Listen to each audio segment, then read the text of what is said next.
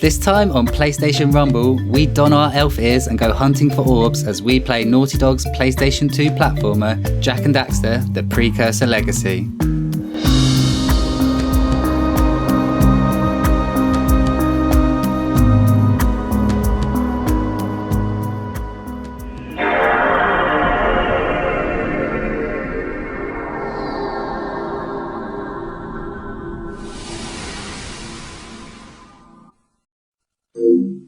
Hello, my name is Jamie, and joining me, as per usual, is Tony. Hi. I'm very tired right now. And Joshua. What's up? I was going to be more positive, but I thought Tony might strangle me. Tony's had a hard day in the rain. I think that's fair to say. I've had a hard day in the rain, sir. And this is PlayStation Rumble, where every episode we dive into the PlayStation archives to visit one game at a time. Housekeeping, if you want to skip straight to the discussion this week on Jak and Daxter, there will be timestamps in the show notes. We're a non-sponsored podcast and we don't have adverts, nor a Patreon at the moment. So if you do want to support us, please leave a review and a 5-star rating on Spotify or Apple Podcasts or wherever you listen to this, because I know that's kind of like white noise. You know, we've heard that on YouTube so many times on different podcasts, but it really does sort of help shows like ours grow. Next episode's game is going to be What Remains of Edith Finch, and that is going to release on the 29th of June. It's been a really busy week in gaming. We've had our first look at the new Sonic gameplay. Resident Evil 4 Remake has been announced, and Sega have announced their Mega Drive Mini 2. But I don't want to hear about any of that. I want to hear about how your weeks have been. Joshua. My week's been pretty decent. Got a new job and been playing... Congratulations. Thank you. I've been playing a lot of Tribes of Midgard lately. That was one of the more recent free games on PS Plus, and been having a pretty decent time with that. It's not half bad. I was also playing Curse of the Dead Gods for a little bit, which was the other monthly game at the same time as Tribes of Midgard, and it's tough as nails, but the gameplay is really solid. I haven't beat it. I don't think that I will, just because it's a bit of a grueling grind to get through. Next episode, he's gonna platinum it. No, there's like on PSN profiles, there's like 1% of people who own the game who've platinumed it. The platinum is insane. I looked at the requirements and I was like, oh no, absolutely not. There's no way.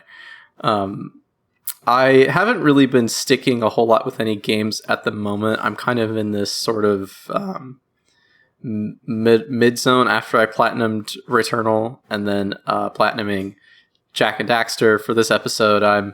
There's nothing that's really catching my attention at the moment. So I'm just kind of bouncing around between things until something sticks.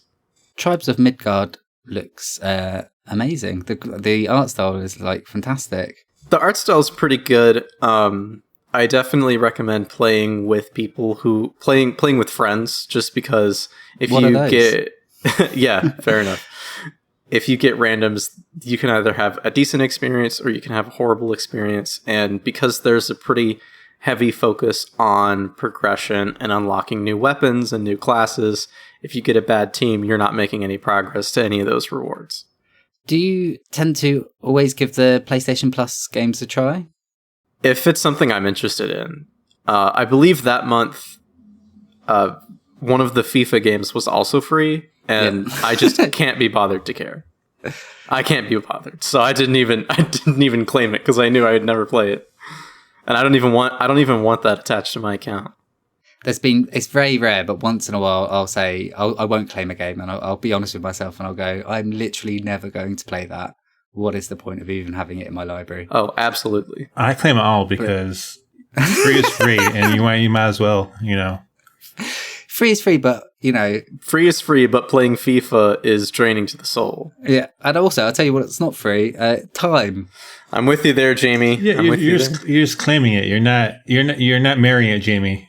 Yeah, but then it stays in your account, and that's one more tile you have to scroll past, and you have to look at that stupid tile of FIFA. until the end of time. Are you staring your F section in your library like every day or something? Are you not? Maybe. Well, I have a lot of Final Fantasy games, Tony. So yeah, I am actually. This week, I nearly didn't finish Jak and Daxter because I've been playing a ungodly amount of Saints Row the Third. I've done a complete 180 on this game. It's the messiest masterpiece I've ever seen. It's so unbalanced. It's not polished. Some of the systems just like plain do not work. But it's incredible. It's just, bazookaing people on the street and these, having big dildo battering weapons and a gun that makes a shark appear in the middle of the street and eat your enemies. It is like that quintessential late noughties open world madness, and I've gone really hard on it. One thing I've really struggled with it is, and I find this with lots of open world games, I was finding this with Spider-Man earlier in the year, is how do you pace a game that has loads of side quests? Because in a linear game, the game designers can really thoughtfully pace a game. In an open world, the person pacing that game is you, is the player. How do you guys organise a big open world with lots of side quests? Easy. You give them web slingers and tell them they're Spider-Man. End of discussion. If it gets too overwhelming with the side content, I'll either skip all of it or just completely drop the game because I'll feel like if I feel like I'm too bombarded, I won't be able to make a decision, or I'll just start getting bored because a lot of times it's just like repeated content. Ghost of Tsushima did a really good job to where a lot of times you'll find the side content as you're going to a main objective, so you can kind of just like do them on your way there, and that'll actually make you want to go out and find more things as you clear more and more of the areas of the main areas out. But if it's like an Ubisoft game, like let's say like the worst Assassin's Creed game where you just open the map and it's just like, look at all the stuff, I'm like, I'm not going to look at the stuff. I'm going to uninstall the game and just not play it ever again. And then there's the other approach, which is like Yakuza, where you're just stumbling along stuff as you're making your way through. I just think it's interesting because I think, like, I don't know, in Spider-Man, I really wanted to follow the narrative through. And like playing side quests broke that up, but it also advanced my, the powers and what I could do and abilities. And I think it is a balancing act. Tony, what have you been playing? I haven't been playing anything. I've just kind of been freeballing it, just jumping from game to game. I really haven't played anything that's caught me yet. I just kind of play some older games like on my NES or my N64 for a little bit, or just play through whatever games we have up and coming. I did start playing the game Vampire. It's like an ARPG where you start this doctor who wakes up from being attacked from a vampire and turned into a vampire. And he has really no memory of what happened. And then like he accidentally kills his sister because his sister finds him, and then he drains her blood, and then he's just on the quest to find out who turned him and why. He's this doctor. He meets like another doctor that runs a hospital in the area.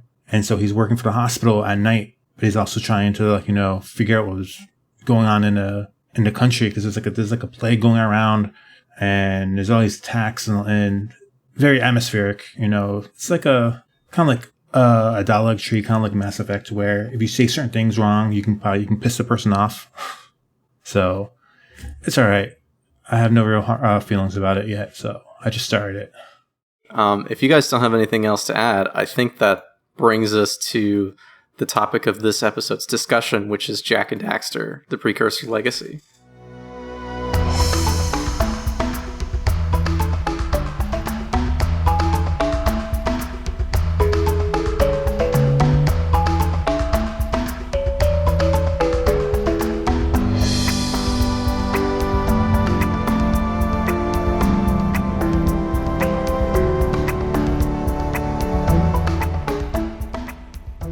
Jak and Daxter The Precursor Legacy is a 3D platformer released in 2001 for the PlayStation 2 and developed by the famous PlayStation studio Naughty Dog. Alright guys, Jak and Daxter was my pick. I was really excited to get this out on the podcast, so I just want to give you guys a bit of a background on my history with the game, why I picked it, and then we'll go from there. I remember when I was very little. So I was like 4 when this game came out. I was very little, and I remember my dad, he used to come home with certain games, and he would just pick games and come home with them. One day he comes home and he's got this game with this like elf guy and this little weasel on it. And I'm like, what is this? And he said, oh, this is Jak and Daxter, but imagine a Hispanic accent. He said, please do it. he said, this is Jak and Daxter. This is the latest game I'm going to play. Okay.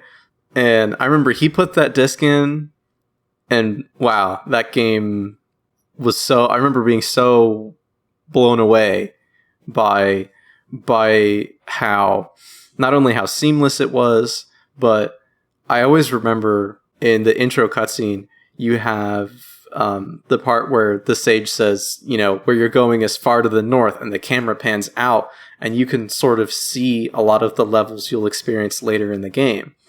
So yeah, it was really impressive to me. I've played it several times, my brother and I. I'm familiar with the Jak franchise as a whole, not so much the later ones, but definitely the first few I'm quite familiar with. So I was excited to revisit this, as I've got a pretty strong history with it. Were you watching your dad play at that time? Obviously, you're 4 years old. It's a bit, probably a bit. Or did you play it later afterwards? The first time when I experienced the game, I was watching my dad play, and he would give me the controller every now and again. But once I got a couple of years older, that was when I played the game, and then You're like, it was still great. I was like, yeah, this is just as good to play as it is to watch, if not better. Even better. Even better, yeah. And like I said, my brother and I, we've played through the Jak series a few times, so this is not my first go around with the game. Tony, what's your history with Jak and Daxter? Very little. Really? Yeah, I think I'm a little older than you, so by the time Maybe I was a little older than you, so wasn't this like a close to launch title for the PS2? Yes, I believe so. Yeah. So I didn't get a PS2 until 2003 maybe, and so and plus I was at the age where like, that looks kiddie, that looks stupid, I don't want to play it. Max Payne was all the rage. No, I don't even I think it was one of those recent moments where I think I had a GameCube, so I was all about like Metroid Prime and Wind Waker. Solid choices. Oh, Jak and Daxter is childlike, but Wind Waker's fine. Hey, it's fucking Zelda, okay? You got me there. You got me there. And I had all that. I didn't have a PS2 until much later, until I think 2003 is when I bought one. And then around that time, I kind of stopped gaming as much too, because I was going out a lot more, because I think I was in college, and then I think I just turned 21. So was this your first time playing Jak and Daxter? No, a couple years ago, I bought the Jak and Daxter collection. the HD trilogy, classic. Oh, nice. During like a Black Friday, and then I never played them before. I was like, okay, let me check them out. I played it a lot longer than I remembered, because I thought I only played it for a couple of hours, and then when I was doing for this, and I took my PS3 out, and I still no save file. This I was like over halfway through the game. I was like towards the end of the game, and I don't remember anything about the game. So it was kind of a new experience, even though I basically completed it a couple of years ago. So yeah, that's my history. I find the older that I get, I could watch a TV show last year and I'll watch it fresh this year as if I've never watched it before, because my memory's so bad now. It's just like everything. It's like that. It's just like new. Well, did you have that experience playing Jak and Daxter again, Jamie? Because I have a feeling you've got a strong history like me with this one. I got a PlayStation 1 when I was about 9, 10, and it was my first console, and that came with 2 games, a game called Cyberdeck. No one's heard of it. Cyberdeck, that's my favorite. I'm picking it next week. And Crash Bandicoot. And Crash Bandicoot was my Super Mario. I just absolutely adored Crash Bandicoot through the whole PlayStation 1, 2, and 3. Team Racing, don't even get me started. It's a masterpiece. Really just a Crash boy. I'm with you there on Crash Team Racing for sure. And one of the only developers I knew, because that big "it's Naughty Dog" kind of thing comes out. Leaves an impression for sure. It really does, yeah. So as a little boy, that's one of the only developers I know. Then the PS2 comes out, and I am in secondary school. And I think, like Tony, I was looking at Grand Theft Auto 3, and all these kind of The Getaway, and all these sort of big open world, more mature, more cool. And then you look at Jak and Daxter and it's like, oh, it's a bit cartoony. It's a bit like what I used to play I just completely missed it, by the by. And then last year, as such a big Naughty Dog fan, I thought I'm going to go and revisit the Jak and Daxter series. And I played it, and I thought it was blur. I thought it was just like a fairly competent, but, you know, not particularly special 3D collectathon. So I was interested to come back to it this year, and see if my attitudes would change towards that. I will say that I was playing it this time on the HD trilogy as well, on the PS3. Last time I was playing it on the PS2 ports on the PlayStation 4. How are you playing it, Joshua? I purchased the PlayStation 2 port on the PlayStation 4. I went ahead and bought the whole bundle. I figured I'd play the other Jak games at some point too. Don't play Jak 2. I've played Jak 2 and 3. I've played them. I actually wouldn't mind checking out Jak 2 because I've heard very good things about it. So you were talking about your thoughts about the Jak games. Do you have any other reviews from that time for us? Yes. So this game was, well, before we get into how it was received, let's settle down for our periodic episode of What's the Metascore? Long-time listeners may be aware that Joshua is losing 4-0. So what I'm going to do is have Tony go first this time, because I think actually going second is a bit of an advantage. So we're really willing you on, Joshua, the underdog. What do you think this game got on Metascore, Tony? Okay. So I'm going to think about it. Yeah. It was Are you thinking about it by looking at the Metacritic score? Yeah, so I'm doing right. Yeah, my hands are right here. I'm thinking about it. It was a early PS2 game. It was. It was quite graphically impressive for the time. That it was. I'd be giving the guess. I would say maybe 89, 90. You're going to have to plumb for one of them. 90. Okay, Joshua. My gut's saying 91. Okay. It's 90. Tony, 4-time winner, 3 times on the button, has won this episode's round of What's That Metascore? Joshua, you get all the platinums, I get all the score wins. That's how it goes in the podcast. Who's the real winner? I am a superior gamer, but your trivia skills are better than mine. I mean, all the critical reviews for this game on Metacritic are positive. There are 35 reviews. There's none mixed, none negative. It reviewed really well. It was like championed for its charismatic cast, voice acting, like the graphics were a big thing sticking out. It's a completely loadless game. We'll get into that a bit later, but that was like just unheard of at the time. And its level design, people just really love this game. However, I've got a review from a gentleman called Games Geek. Is that your review name, Jamie? Yeah, thank you. And it was from 2018, a bit behind the times, but he was saying, without a doubt, one of the worst games I've ever played. The gameplay is tedious and relies on pointless missions that involve grinding precursor orbs, doing pointless tasks such as herding cows into pens or finding 7 flies. Why? The open world everyone brags about is poorly designed, yeesh, and very easy to get lost in. Really? The story was also terrible, as 5 minutes into the gameplay I forgot why I was doing all these pointless tasks. The soundtrack is lacking, as the only music I've heard is a repetitive 10-second loop of generic bongo drums. And the disc also seems to be programmed poorly, as it makes a lot of noise in my PS2. So, Games Geek is disappointed on the whole.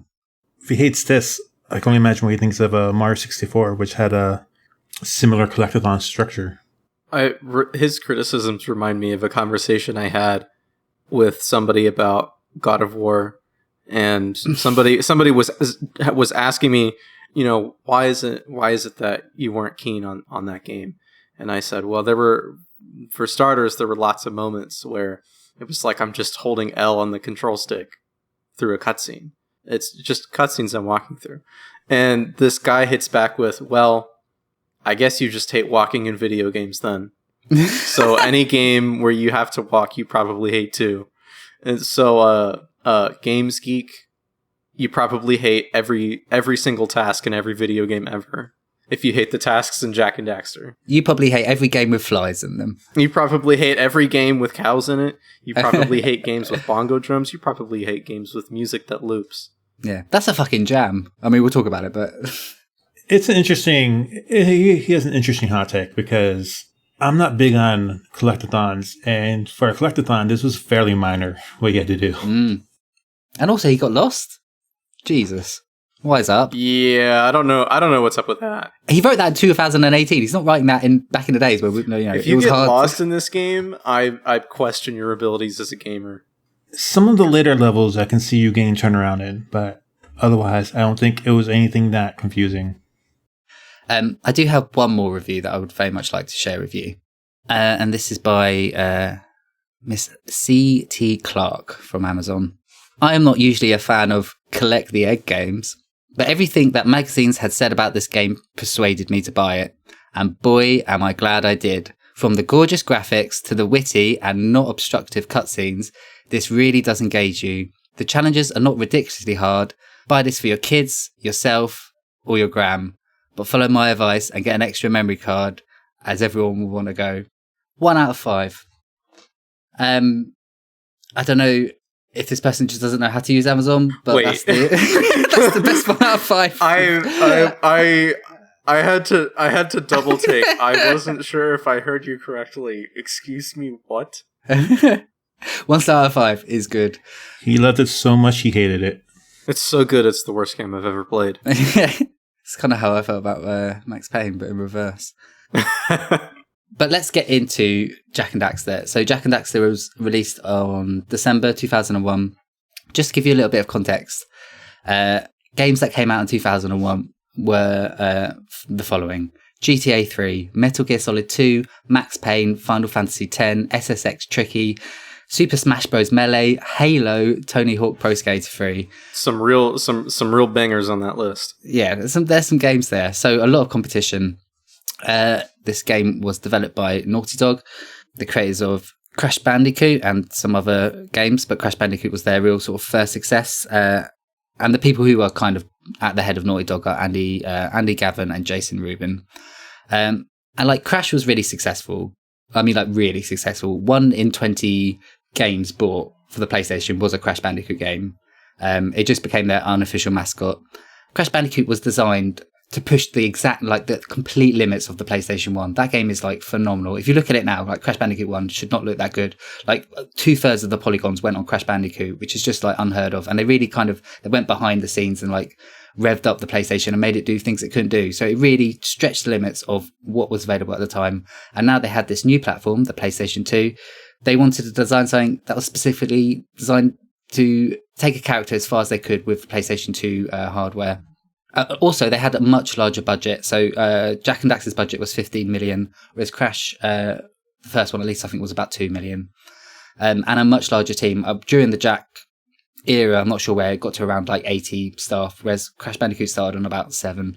So they just have all these extra resources coming in, all this extra money. And their goal was to create a large open world that was like loadless, had no load times.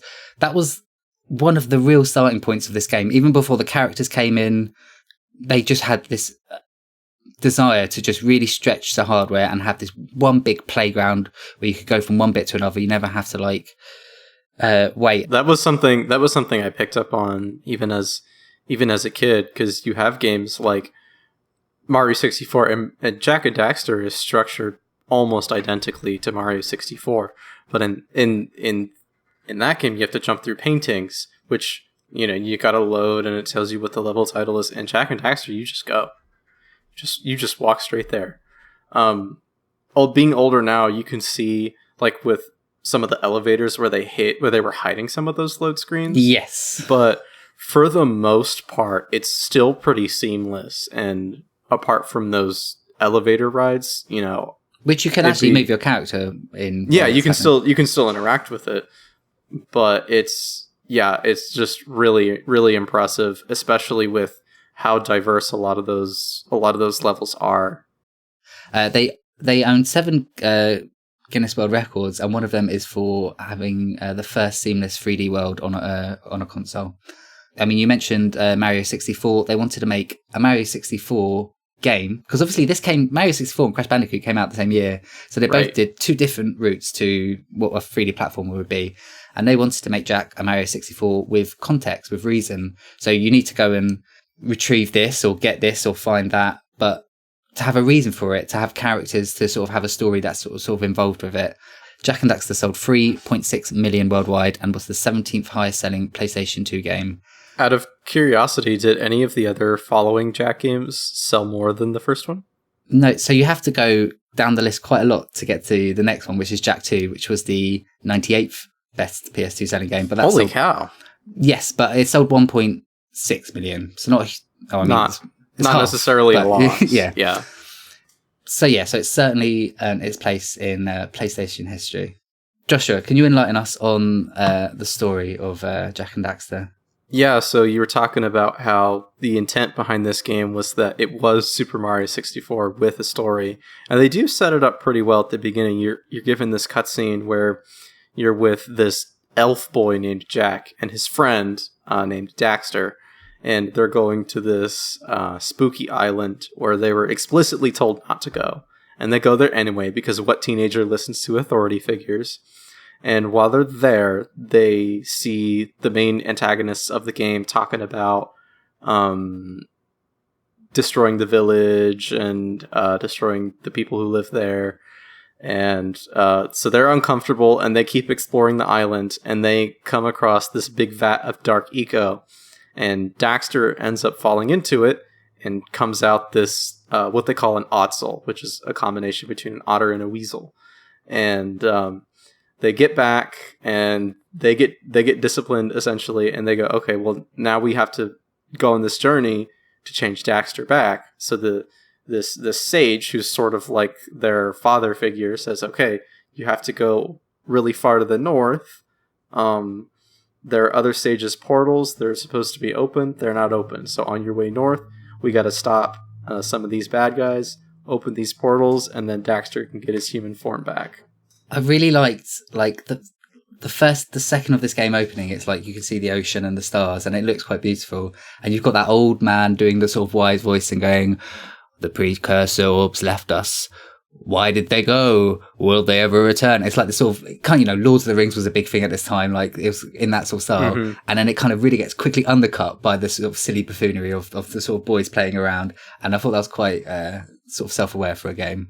No, absolutely. And going in depth a bit more about the cutscenes, they really do a good job of establishing who Jak is. Well, essentially in the fact that Jak is just the strong silent type and doesn't say, he's a mute, so he doesn't say anything.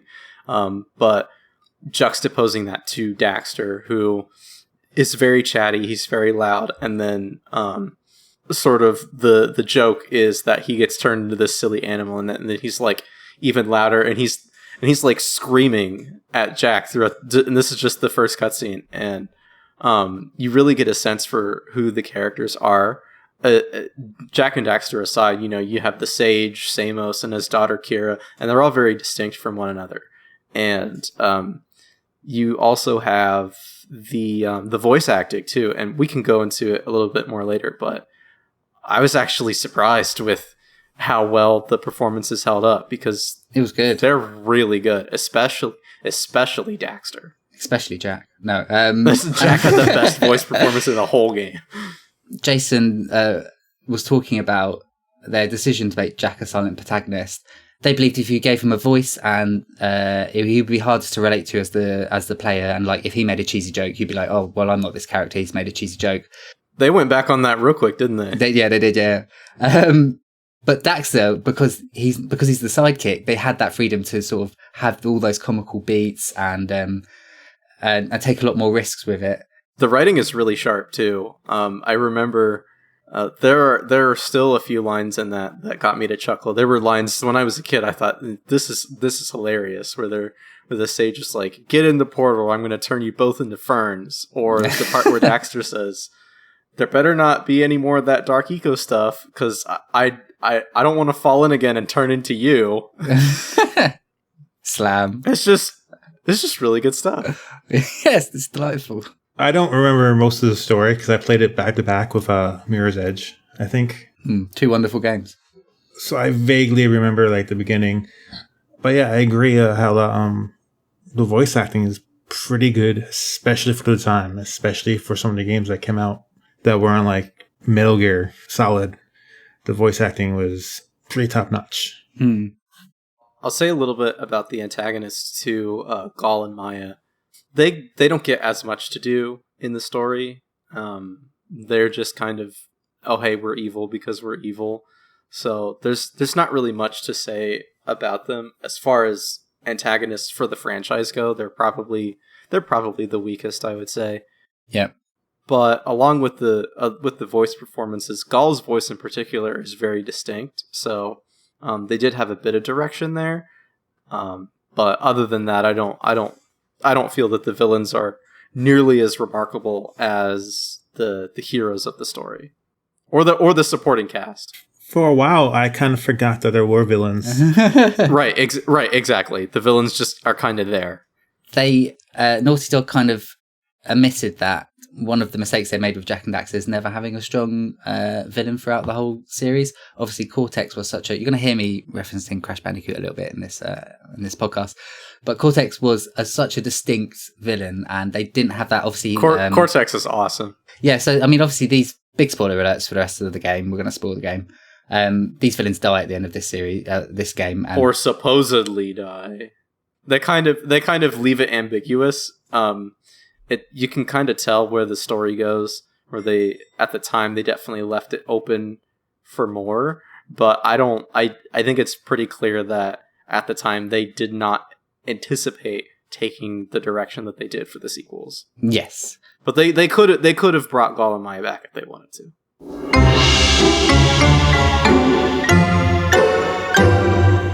So I've gone over the story and the characters, but what the story really is there for is to give context to the gameplay, sort of a why to the what. And Tony, what do you have to say about the gameplay? It is a 3D action platformer with a bit of a collectathon mixed in there, similar to Mario 64 and other games of the nature where you have to collect these orbs to open up other areas through other means, like open up portals to get to other areas, or use the vehicles you have to traverse to the next area. So you collect these power cells, they're called power cells, and throughout the levels there are precursor orbs you collect to use to purchase more power cells. So that's basically the gist of it. Lots of platforming. Moderate collecting. I don't personally think the collecting was too bad, especially for a collectathon of that time. Just, some light combat, a semi-open world, very interconnected levels. Like previously mentioned, there was hardly any noticeable loading times. They kind of held it pretty well. But the main focus, of course, is for a 3D platformer is the platforming. So, what did you guys think of the platforming? I thought it was great. Just to put it bluntly, Jak has, part of the reason people loved Mario 64 so much was because it wasn't just jumping that Mario could do. He could do a few other things on top of that. So that gave some options in terms of how people could approach levels. Jak and Daxter doesn't quite get there in terms of breaking levels, but there's enough where it's really accessible to experiment with a lot of the different moves, like the roll jump, the ground pound high jump afterward, or the crouch to high jump on top of your standard double jump. So, and I think the levels accommodate Jak pretty well, where you're sort of encouraged to experiment, and you can start to get, if you start to time the roll jumps really well, you can zip through a lot of those levels and complete some of the time-based challenges pretty easily. I'm imagining that's the speedrunner's quickest sort of mode of movement in this game is that roll jump. I would imagine. I'd be shocked if it wasn't. I was using the roll jump a lot because Jak was moving so slow. They never tell you about the roll jump. They never tell you about any sort of combinations. Again, probably all in the manual. In the manual, yeah. I think the moveset was really good. I think you had enough things there. It really upset me that spin was circle and dash attack and ground pound was on square, because that is the opposite to Crash Bandicoot. And through the whole game, I could not get over that. But that aside, the platforming in this game is like stellar, isn't it? The first time I played it, I must have just like been in a fog or something like that, because I just thought, oh, this is just really by the numbers. But actually, if you look at it, it is like really well thought out. They bring things that aren't in other games. Like you get these like platforms, these circular platforms. You step on one and the other one rotates around it, and then when you jump onto that one, it stays still, and then you can leapfrog using those two platforms to get places. Just like little ideas that did make it really cool to play. I didn't like the jump arc. There was something about the jump arc. I think particularly at the beginning, I did get over it, but it did bother me, or it didn't feel right. And the double jump window sometimes just felt weird. I don't know if either of you had the same problem. Yes, I had. I don't know if it's an issue with the HD collection, but I noticed a lot of times the double jump sometimes it wouldn't work, and sometimes it would happen, or most of the time when it went bad, it would happen at the worst possible times. And it resulted in, a lot of failures or straight up deaths. Like I said, I never played the PS2 original, and I'm playing the HD. And like I said, I played on the remastered, so I'm not sure if that was just something with the remastered collection or if that was from the original game. So that was something that Joshua could maybe answer. But yeah, I do know that with the PS3 versions of a lot of the PS2 platformers, like Ratchet, Sly, and Jak, that the porting over process wasn't super smooth, and that there were some issues along the way. I didn't have any egregious issues in my time, but I do agree about the arc of the jump. There were some times where I did feel like I had enough space to make the double jump, and it just wasn't quite enough, and I would just die. So the HD remake is actually probably regarded in the Jak community as the best way to play these games nowadays. Graphically, it's so much better than the PS2 ports on PS4. It has true widescreen. So in the PS2 ports, it's just stretching. You're just stretching it. So playing in 16:9 on PS4 is not the way.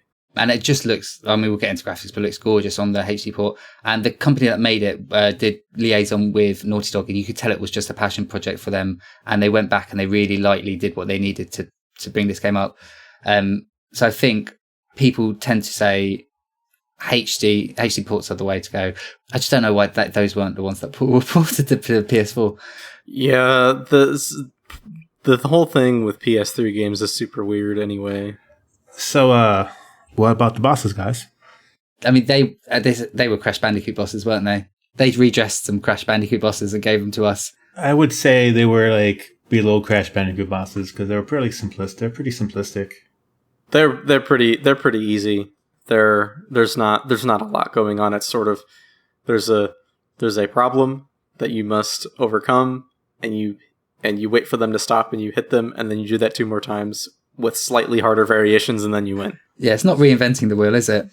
The only one I really remember is like the plant monster and the final boss. I remember the plant monster just because I fought that one a lot as a kid, but the final boss I remember more so not because of the fight itself, but because of the environment and the soundtrack and how you end the fight. So like the experience of that fight itself is memorable, but not the fight itself, in my opinion.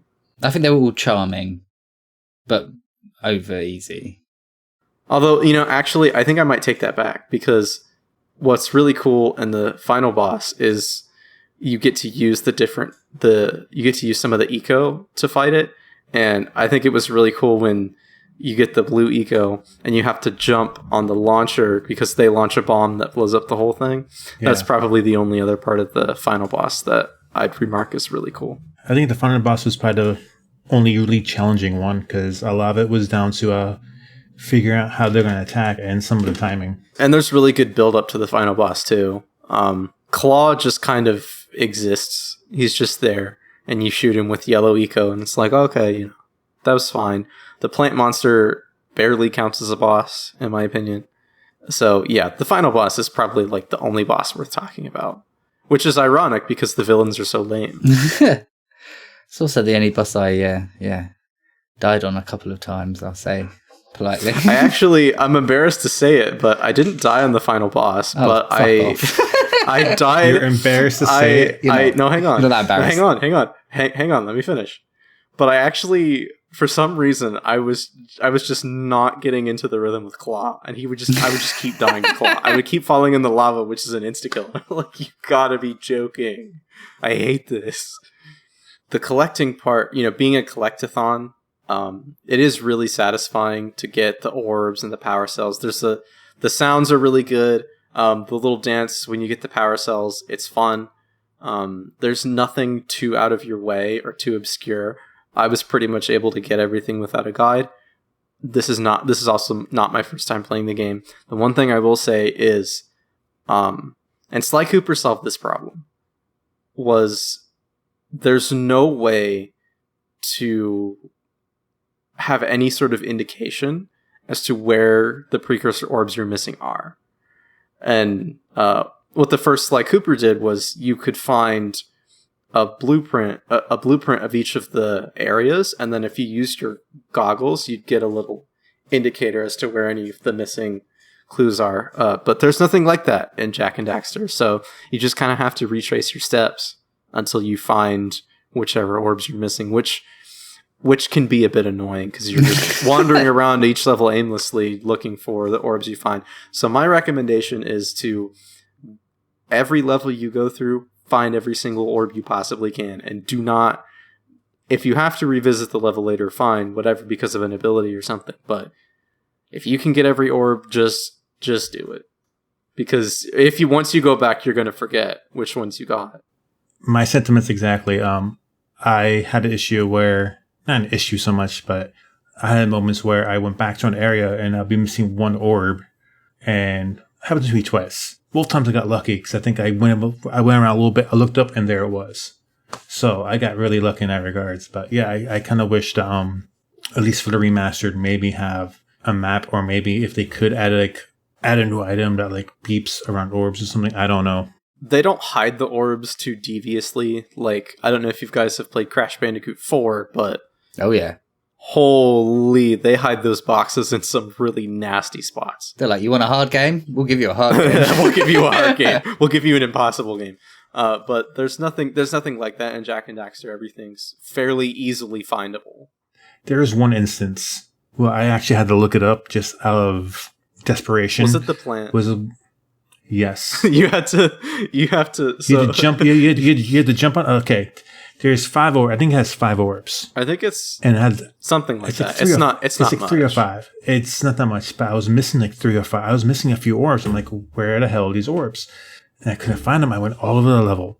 Then I just, out of desperation, I went Google and I went online, went blah, blah, blah. And I found a thread I read that went, oh, be sure to check this plant, the plant boss, because they say the poster said, oh, it's a bug to where the last 3 orbs don't come up. And it doesn't seem like it's a bug. I think you have to intentionally jump on its head and collect the orb, jump on its head again and collect the orb, and jump on it again and collect the orb. Yes. Other than that, finding them wasn't that bad at all, really. Especially considering it wasn't, Donkey Kong 64 where... Oh my gosh. Yeah, it wasn't like that bad. It was moderately good, especially for the time. Yeah, the plant monster thing I already knew about because that was something we had discovered as kids that you could do. And we're like, oh, haha, this is really fun. You can jump on the plant monster's head and you get orbs. But there's no way to know that you're expected to do that. No other enemy, you jump on their head. That never happens. It happens no other part in the game.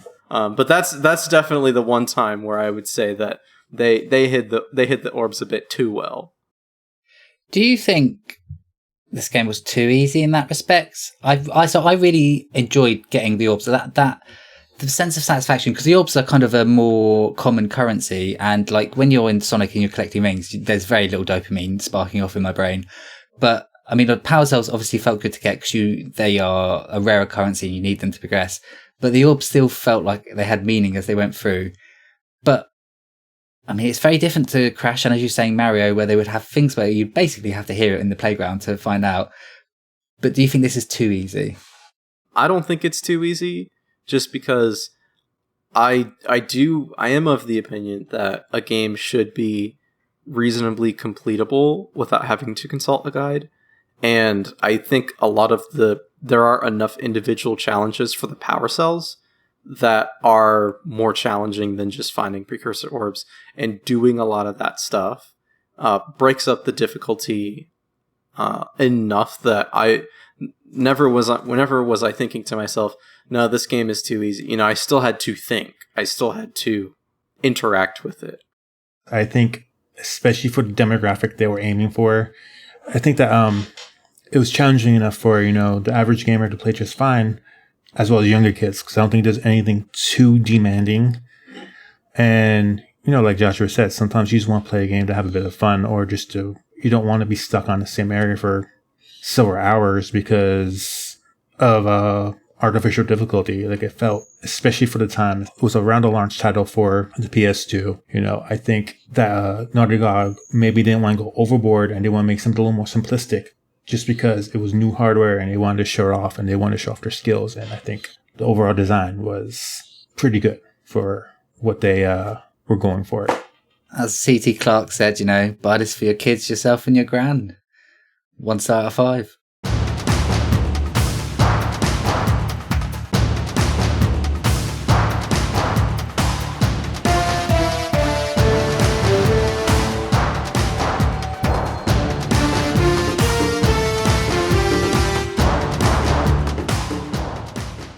We talked a bit about how this game is, you know, was really impressive for its time.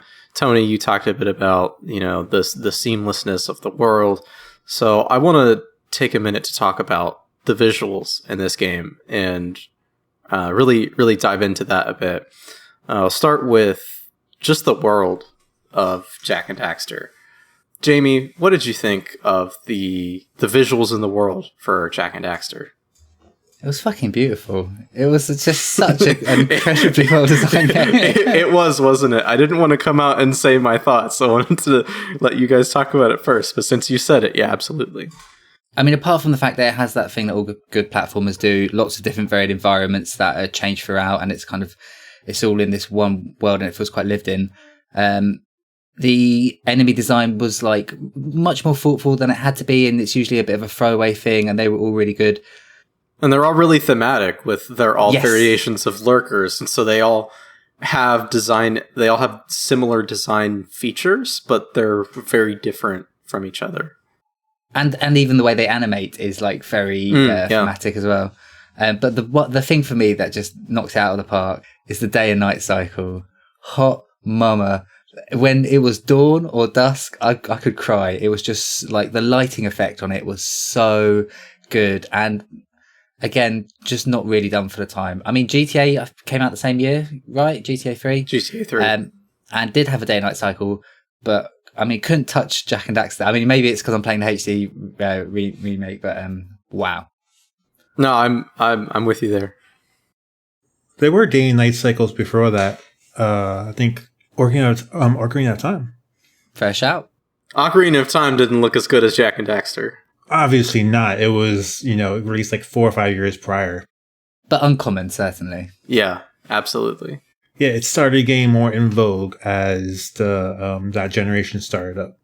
Yeah, I think one of my favorite aspects of the visuals in Jak and Daxter is how it handles the theming of a lot of the levels.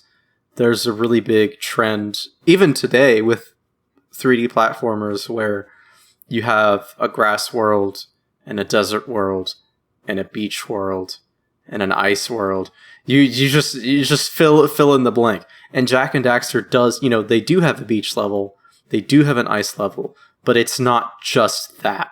You've got the cannon shooting out from Sentinel Beach, but it's also connected to the village, so you have the green eco plants and you've got some of the ruins. The ice level has this big fortress, and you go in through the mountains, you go around the mountains, and then you have other kinds of themes that are pretty unique, like the spider cave, with the big structures around it. So it wasn't just, you have just a grassy level. The important thing is that you're playing the game and the game is fun, not necessarily the environment. But they really took the time to flesh out these environments more, to better contextualize them in with the story which they definitely needed to do with their focus on it being a more narrative-driven Super Mario. I mean, totally. And I think much is the same as the gameplay. I think where the graphics really shone for me is the second world. I think the second world for this game is the absolute pinnacle. The first one, you could tell they're getting ideas ready. The underwater level. Oh my gosh. But yeah, so the second world is the one where you have you're a part of it. You're on that vehicle, which is like the speed, do you know in Crash 3 where you have the hover? Yeah, it's the same exact model as that, but slightly more controllable. And I loved all the gameplay. I mean, I know we've done gameplay, but I loved all the gameplay of that. And it has, as you said, the underwater level where it turns into more like Crash platforming. Yeah. And the zoomer, I will say, controls way better than the hovercraft did in Crash 3. It does. And I loved that whole section. That whole section was just like crack. It was just incredible. And I'll get into this more, but the sound design on the zoomer sections is so good. It is so good. Yeah, I just think that whole act is where I understood this is actually a really good game that I've overlooked. And graphics were no different. And it doesn't even stop at the world design. The character models themselves are really well detailed and they're very well animated. What Naughty Dog did a lot with the Crash Bandicoot games is they designed the character in a way where he was so expressive that even with the low polygon count, you could still tell what the character was feeling at pretty much all times. And they adapted those exaggerated expressions and proportions, I'll say, for a lot of the characters in Jak and Daxter. These characters are very, very highly animated, and I think it works really well. Especially for Daxter. This is a very loud, boisterous character. He's got to have really out there expressions with his, like, when he smiles and he's got his big teeth, and he's always zipping around you, like, oh my goodness! One of my favorite animations is when you do your spin attack and you've got like a few different animations for how Daxter's like hanging on to your hair, or he's like struggling to not get flung off, and just the attention to detail with how the characters look and move is really good.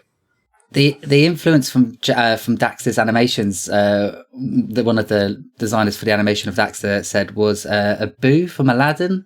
That little monkey that sort of follows him around and whips around his body, and you really can see that. And yet it just feeds into every attack. And a point on the character designs, Jak was kind of designed by committee.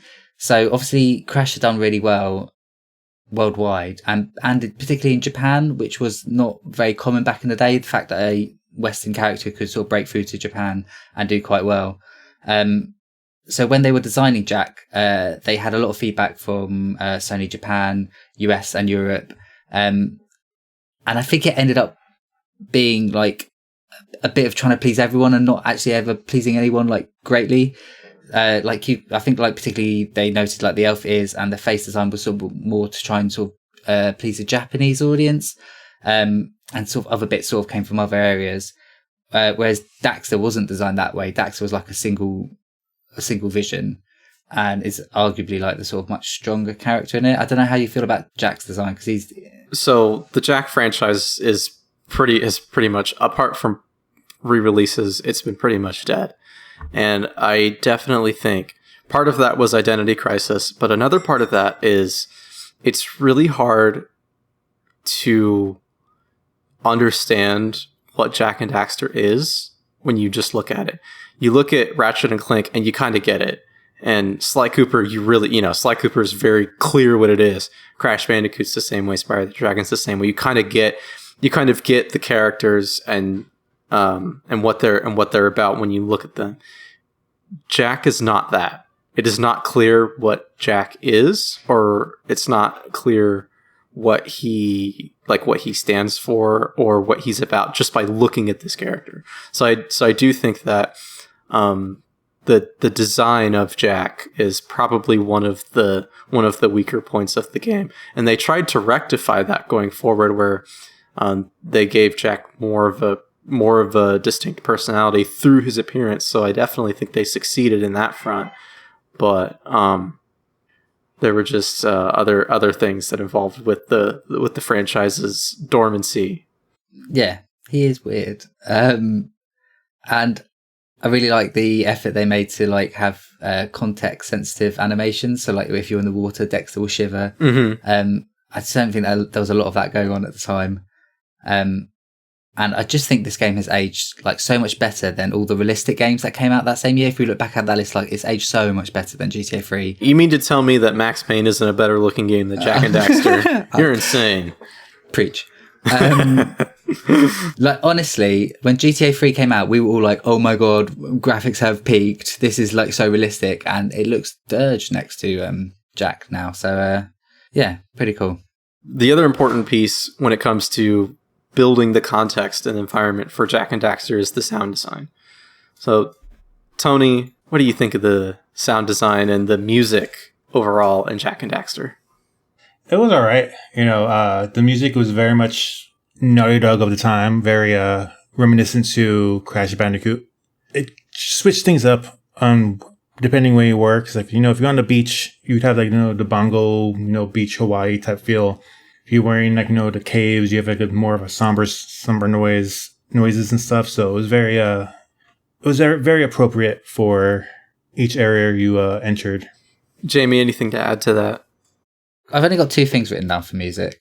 One, it just says music, Crash-like, because it was. Yeah, for sure. And the second one is reused sound assets from Crash Bandicoot. So like when they're walking on the metal, like it's the same exact sound as Crash walking through like a metal lab. Although it is not particularly unique, I mean they ripped off their own game, but I still quite liked it. The vibe was good. I couldn't imagine it being anything different. It's just so like Crash. It's weird.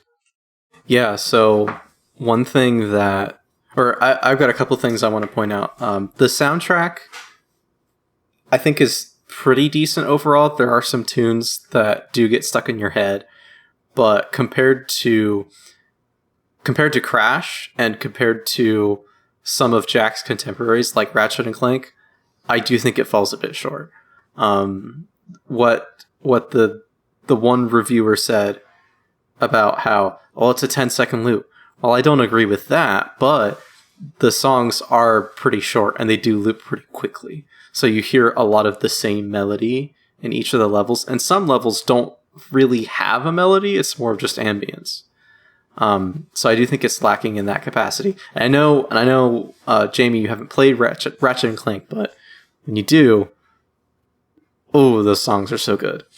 But where Jak and Daxter does shine in the sound department, apart from the voice acting, is just in everything from collecting precursor orbs to the sound of punching enemies to pretty much anything that you're doing in the game has a really good sound effect attached to it. Yes, except for the dogs barking, which sounds like something they recorded in the 90s and just had to, do you know, like in the first... oh, yes, the dogs and the Sandover beach. It's like really distorted. It's horrible. I don't know why was that the original Naughty Dog that they had like audio of, and that's why it sounds bad, because... Yeah, I don't know what was up with that. It's really... but yes, no, I completely agree on every other account. It's... they know what they're doing. Especially the zoomer. Just the sound of the engine revving up, and then when you would hit the blue eco, and then it would get faster, and the engine would just speed up. Oh, it felt really good. The sound really helps the feeling of the game overall. Yeah, I think by Crash 3 they'd kind of got that formula really down, hadn't they?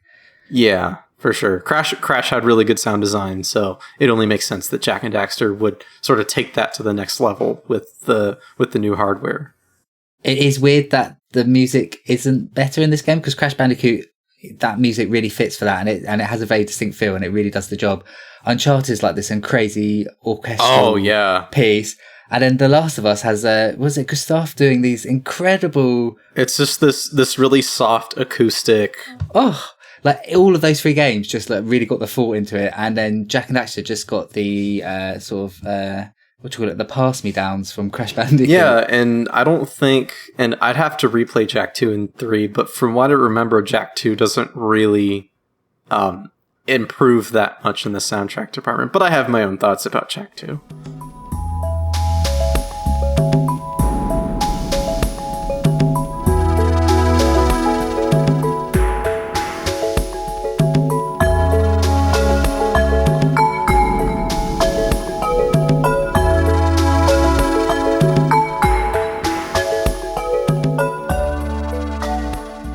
Well, I think that about wraps it up for all of the sections for Jak and Daxter. Tony, why don't you take us away with some of your closing thoughts? I think it was a decent collectathon, especially for the time, the platforming and all of that. There were some input issues that could lead to some frustrations. Like I said, I'm not sure if that's due to the HD port or if it's something that was always in the game. General feelings are it's not bad, not great. I think it's just all right. Then again, I'm not a big fan of collectathons, but I could appreciate the character designs and everything. It looks very slick, especially from a game from that early in the generation. It was like 2001. It's basically a launch title, more or less, or at least launch year at the very most, or at the very least. Not great, not bad. It's just all right. But I think even now it still holds up pretty well, especially for maybe a beginner's platformer. Maybe you have a brother or sister or a kid that's younger that you want to get into gaming, and you also want to play with them. I think this would be a good entry point to the genre. I think I'd give it a solid 8. That's higher than I was expecting. That's higher than I was expecting too. I try to judge it from perspective of the time it was released, and I think at the time it was getting like 9s. So I think it's a solid 8. Well said. With that being said, I wonder what Jamie has to say. I don't know what a 2001 Jamie was thinking when he played this game and thought it was mediocre. This game is hot fucking shit. The gameplay doesn't often reinvent the wheel, but it does it really well and does add things to it. The graphics, I mean, just to contextualize this came out a year after Siphon Filter 2. Look how good this game looks. It looks very good. 9 out of 10. I'm so glad I came back to this game and have now got the true impression I expected from it. Joshua, this is obviously a childhood game that you think very fondly of. What are your thoughts and final score? There are games from my childhood that I revisit and they suck and I hate them and it breaks my heart. Jak and Daxter is not one of those games. This game is awesome. This game really excels in pretty much everything it tries to do. It has some minor shortcomings, but they pale in comparison to just how good this game is and how fun it is. It makes me wish that we could see Naughty Dog attempt a 3D platformer again, just to what would they do now? Not that they ever would. I don't think they ever will. But yeah, this game is rad. This game is fun. It is memorable. 9 out of 10. All right, guys. Well, since all that needs to be said has been said, for this episode, be sure to check us out on our socials.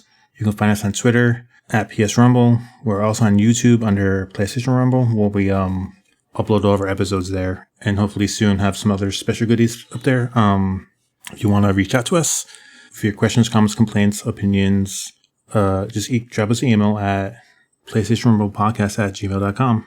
And with that, we shall be parting ways. So this is Tony saying, see you guys later. Goodbye. See you guys.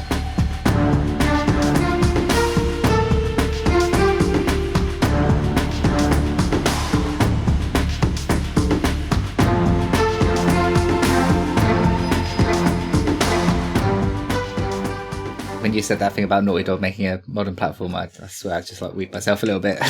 They'll probably just remake Let's just remake The Last of Us again. Stop doing it. No one's asking for that. The Last of Us, the platformer. They'll do The Last of Us remake remastered for the PS5 Pro. Relasted.